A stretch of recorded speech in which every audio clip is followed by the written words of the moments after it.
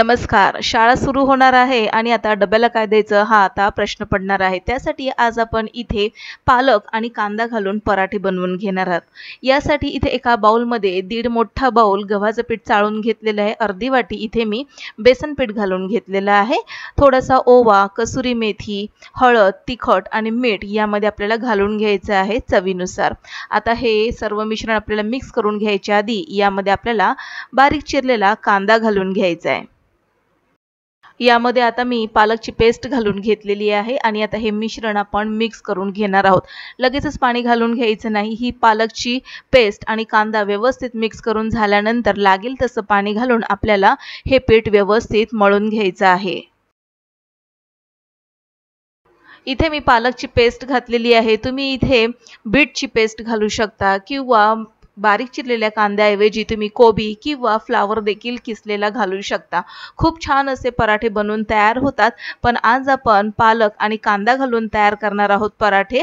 तर आता याची चव खूपच चविष्ट अशी बनवून तयार होते. कांद्याची एक वेगळीच भन्नाट अशी चव या पराठ्यांना येते. आता हे पीठ मी व्यवस्थित मळून घेतलेले आहे. त्यावर थोडंसं तेल घालून घेऊन पुन्हा एकदा हे पीठ व्यवस्थित आपण मळून घेऊया.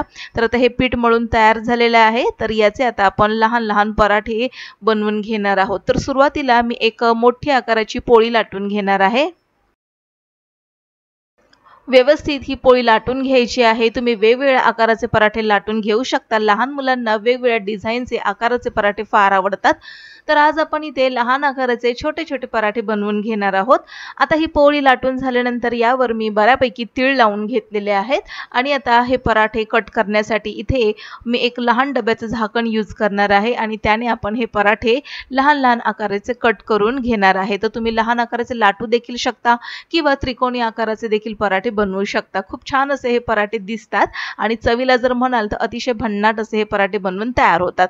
आता या पराठ्यांमध्ये काय आहे तर पालक वापरल्यामुळे यामध्ये खूप मोठ्या प्रमाणामध्ये लोह आहे. सोबतच आपण तीळ वापरलेले आहे. त्यामध्ये खूप मोठ्या प्रमाणामध्ये कॅल्शियम आहे आणि फायबरचं प्रमाण देखील आहे.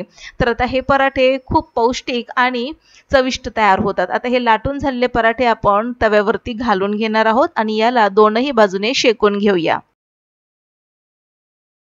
तर पराठे बनवण्यासाठी जास्त काही वेळ देखील लागत नाही. एका वेळी या तव्यावरती 4 पराठे लहान लहान सहजपणे मावू शकतात. आता हे पराठे एका साईडने व्यवस्थित शेकले गेले की आपण याला लगेचच पलटून घेणार आहोत. हलके हलके शेकल्यासारखे झालेले आहेत. याला आपण पलटून घेतलेलं आहे आणि आता यावर आपण आपल्या आवडीनुसार तेल किंवा तूप लावू शकता. तर इथे मी थोडं थोडं तेल लावून घेत आहे आणि मस्तपैकी खमंग खरपूस असे हे पराठे आपण शेकून घेणार आहोत. आता यामध्ये थोडंसं आपण बेसन पीठ घातलेलं आहे. त्यामुळे हे पराठे जे आहेत मस्त खुसखुशीत असे बनून तयार होतात. कसुरी मेथी घातलेली आहे त्यामुळे चविष्ट देखील आणि स्वादला देखील खूप भन्नाट असे पराठे बनवून तयार होतात. तर दुसऱ्या बाजूने देखील तेल लावलेलं आहे आणि मस्त खमंग खरपूस असे पराठे आपण बनवून घेतलेले आहेत. छान असे शेकून झाल्यानंतर याला आपण काढून घेऊया आणि शिल्लक राहिलेले बाकीचे पराठे देखील अशाच प्रकारे आपण शेकून घेणार आहोत. तर बेसन पिठामुळे मस्त खुसखुशीत असे हे पराठे आतून तयार होतात.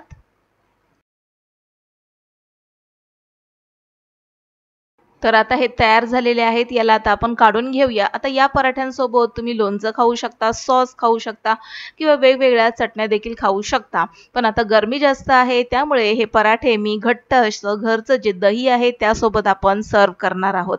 तर मस्त असे गोल गरगरीत लहान लहान आकाराचे लहान मुलांना आवडतील असे पराठे बनवून घेतलेले आहेत. आता हे सर्व पराठे यामध्ये ठेवून घेऊया आणि घरचं दही आपण यामध्ये मधोमध ठेवून घेणार आहोत.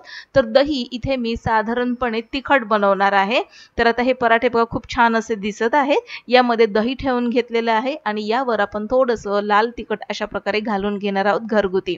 तर आजची रेसिपी तुम्हाला कशी वाटली हे आम्हाला कमेंट बॉक्समध्ये नक्की लिहून कळवा. रेसिपी आवडल्यास लाईक करा, शेअर करा, सबस्क्राईब करून बेल आयकॉन प्रेस करा. पुन्हा भेटूया नवीन एका इंटरेस्टिंग रेसिपी सहित. तोपर्यंत बाय.